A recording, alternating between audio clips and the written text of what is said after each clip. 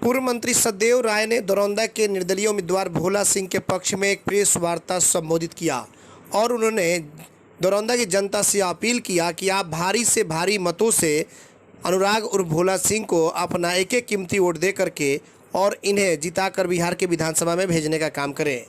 आइए सुनाते हैं कि पूर्व मंत्री सतदेव राय ने अपने प्रेस वार्ता में और क्या कुछ कहा।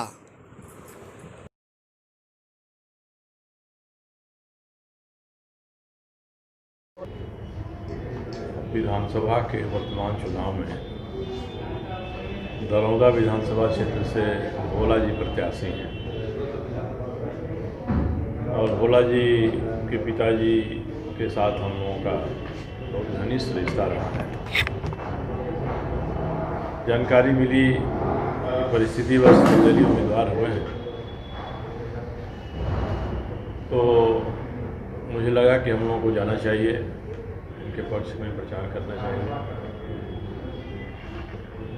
और जो भी लोग परिचित हैं या नहीं परिचित हैं उनके यहाँ जाकर मिलकर बात करके कि आज की स्थिति में इस तरह के सशक्त उम्मीदवार को अगर यहाँ से विधायक बनाते हैं तो क्षेत्र में विकास की बात तो सभी करते हैं, तो विकास ऐसा है, मगर क्षेत्र के लोगों से संबंध रखना, मजबूती से अपनी बातों को सरकार के सामने रखना और सबसे बढ़कर जो एक लंबे समय से सिवान के इलाके में उग्रवाद हो या अपराध हो, इस तरह का माहौल बना है, उसमें भी जनता के पक्ष में ये सार्थक हस्तक्षेप यही कर सकते हैं। ऐसे लोगों से जनता को बचाने की बात है, रक्षा करने की बात है, सुरक्षा देने की बात है। तो इनका व्यक्तित्व है, पारिवारिक पृष्ठभूमि है, सिवान से लेकर पटना दिल्ली तक के इनके जो संबंध हैं, उसके आधार पर ये कारगर साबित होंगे। निर्दलीय उम्मीदवार हैं, पहले से ही लोग निर्दलीय ही जीते हैं यहाँ से, इसलिए मुझे लगता है कि अपनी परंपरा ये क्षेत्र बरकरार रखेगा। जब निर्दलीय उम्मीदवार जीतने के बाद किसी दल में चला जाता है या दल उसे अपने पास बुला लेता है, तो जिन्होंने समर्थन किया है निर्दल के नाते वही पुनर्विचार करते हैं उसके बारे में।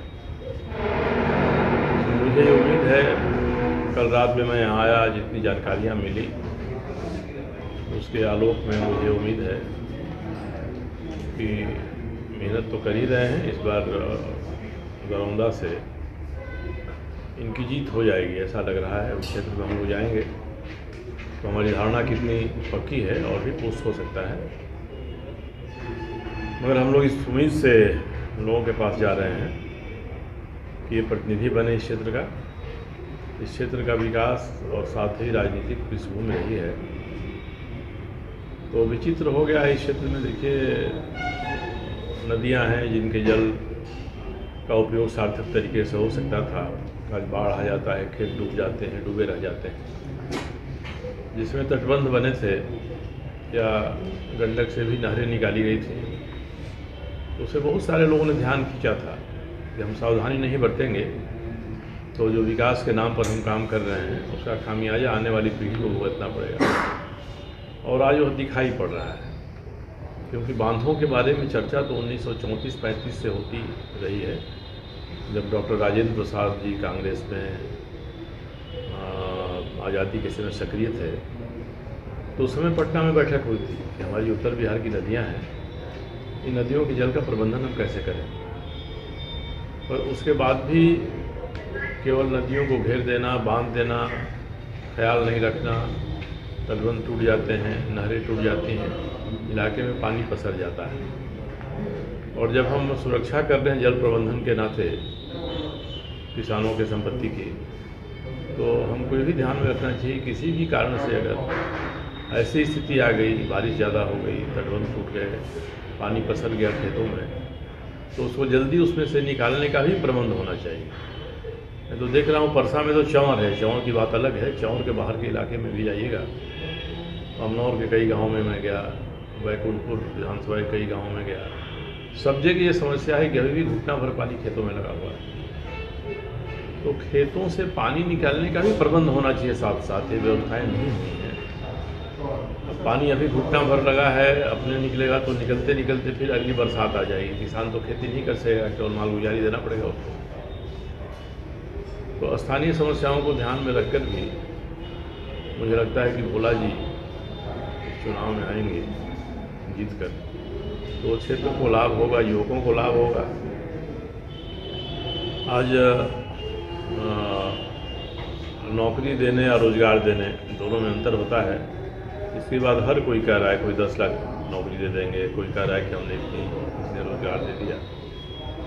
स्थानीय स्तर पर जो यहाँ के युवा हैं उनको आर्थिक गतिविधियों में व्यस्त रखना ये आज आवश्यक हो गया है।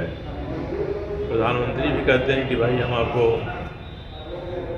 नौकरी करने वाले के बदले नौकरी देने वाला बनाना चाहते हैं, परंतु जो बातें दिल्ली पटना से चलती हैं ज़मीनी स्तर पर वो कारगर नहीं होती हैं। उसका एक ये भी कारण है कि विभिन्न रूपों में जो लोग स्थानीय स्तर पर इसको एक सार्थक दिशा देने के लिए जिम्मेदार होते हैं, वो जब अपने पदों पर जाते हैं तो पता चलता है कि पद पर जाने के बाद उन्होंने ऐसा काम किया, जनता को लाभ तो नहीं हुआ, उनको भी लाभ नहीं हुआ। किसी पर विजिलेंस की इंक्वायरी हो जाती है, कोई जेल जाने के लिए तैयार हो जाता है।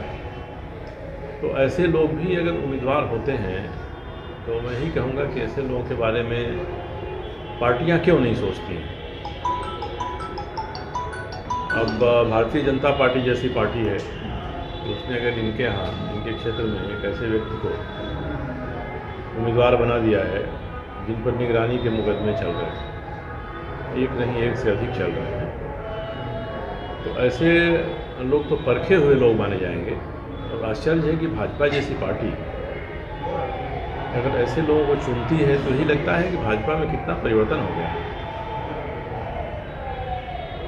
भाजपा के आदर्श पुरुष रहे हैं, जनसंघ के संस्थापक रहे हैं पंडित दीनदयाल उपाध्याय,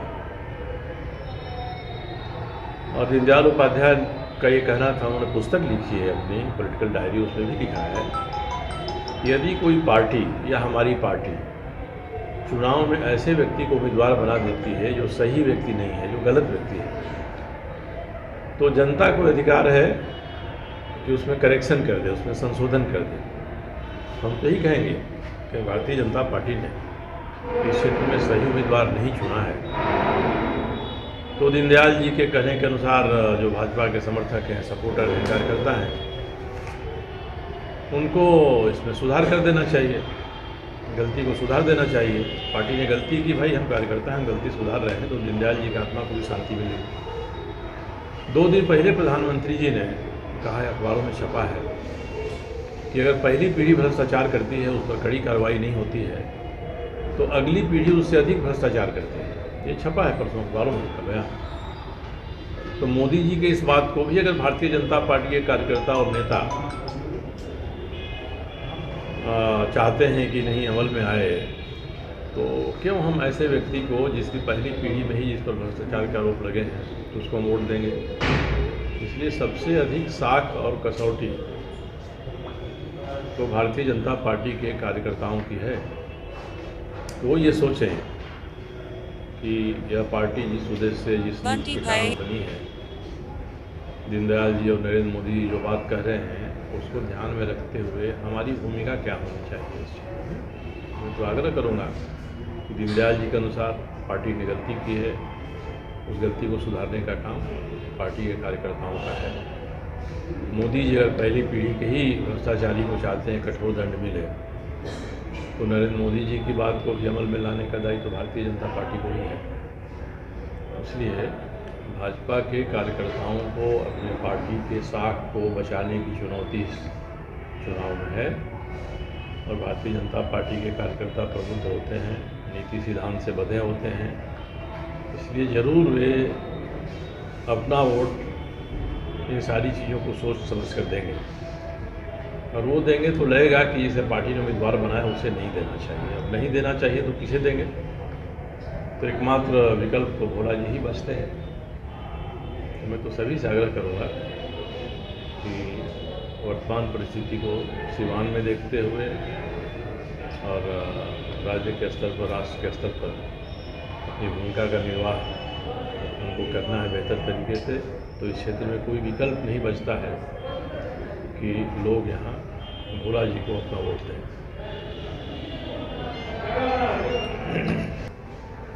झारखंड में अब सरकार के साथ रहकर ही सरकार का बदलाव किया। आज बिहार में आप एंट्री किए हैं, बिहार में क्या लग रहा है, विकास हुआ है या नहीं हुआ? आप तो रास्ते से चलते देखते देखिए, बिहार में विकास नहीं हुआ ऐसा बात नहीं है।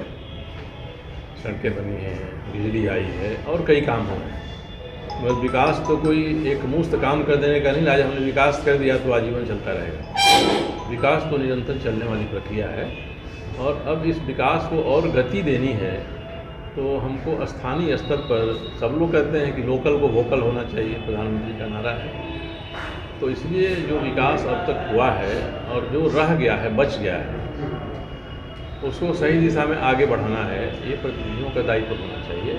इसलिए मैं उसमें नहीं हूँ कि कह दूँ कि विकास नहीं हुआ है। और जिस तरह से पार्टियों के बड़े नेता एक दूसरे के खिलाफ व्यक्तिगत आलोचना कर रहे हैं, पारिवारिक आलोचना कर रहे हैं, उसमें प्रधानमंत्री भी शामिल हो जाते हैं, मुख्यमंत्री भी शामिल हो जाते हैं, कदार लोग शामिल हो जाते हैं, तो ये लोकतंत्र के भविष्य के लिए सही नहीं है। चुनाव के समय तो और जनता को संयमित भाषा में हमको संबोधित करना चाहिए और बताना चाहिए हम क्या हैं, आप इसको जानिए ना, दूसरा क्या है हम उसको बताने में लगे हुए हैं। तो हम दूसरे का परिचय दे रहे हैं, दूसरा हमारा परिचय दे रहा है। जनता अपने मुंह से सुनना चाहती है कि हम क्या हैं, अपनी बातों को कहिए, बताइए, वह नहीं हो रहा है। तो एक दूसरे के बारे में हम दूसरे के ही मुंह से सुन रहे हैं, कौन कितना चोर है, बेईमान है। अब लालू जी का भ्रष्टाचार का मामला उठता है। मैंने 1994 में, आप लोग शायद उस समय ज़्यादा सक्रिय नहीं होइएगा पत्रकारिता में, मैं उस समय भी सिवान आता था और 1972 से 74 तक मैं विद्यार्थी परिषद का पूर्णकालिक कार्यकर्ता